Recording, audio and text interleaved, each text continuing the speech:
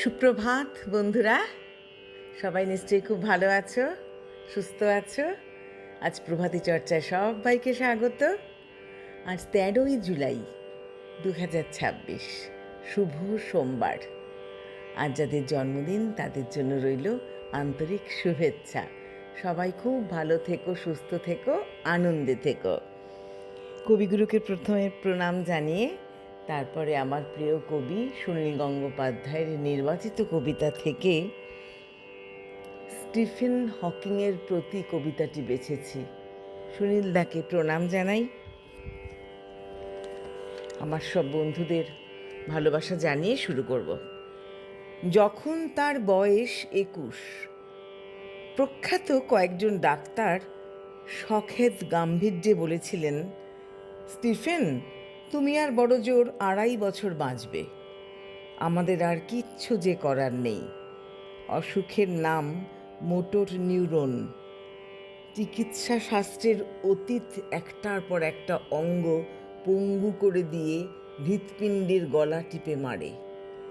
তবু সেই 21 বছরের যুবকটির মস্তিষ্ক সেই অসুখকে চ্যালেঞ্জ জানিয়েছিল, তুমি আমার শরীরকে হারাতে পারলেও আমাকে জয় করতে পারবে না।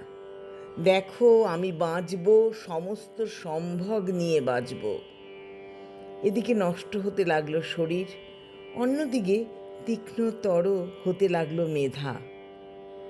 এই শতাব্দীর দ্বিতীয় আইনস্টাইন, অপ্রতিদ্বন্দ্বী পদার্থবিদ, মহাবিশ্বতত্ত্বকে ধরেছেন গণিতে। চরৎ শক্তি নেই, তবু তিনি জানেন এই পৃথিবীর সৃষ্টি রহস্য এবং ধ্বংস নিয়তি, যাকে বাঁধা যায় না। সেই সময়কেও বেঁধেছেন ইতিহাসে, কথা বলতে পারেন না। আবিষ্কার করেছেন নীরব প্রেমের ভাষা। তাঁর পাশে এসে দাঁড়িয়েছে নারী, তিনি দিয়েছেন অনুভবের মাধুর্য। 3টি সন্তানের অলৌকিক পিতা হতে গিয়ে প্রত্যেকবার বলেছেন, অসুখ, তোমাকে ধন্যবাদ, তুমি আমার জেদ সীমাহীন করেছ। কবিদের পক্ষ থেকে এই বিজ্ঞানীকে জানাই সহমর্মিতা।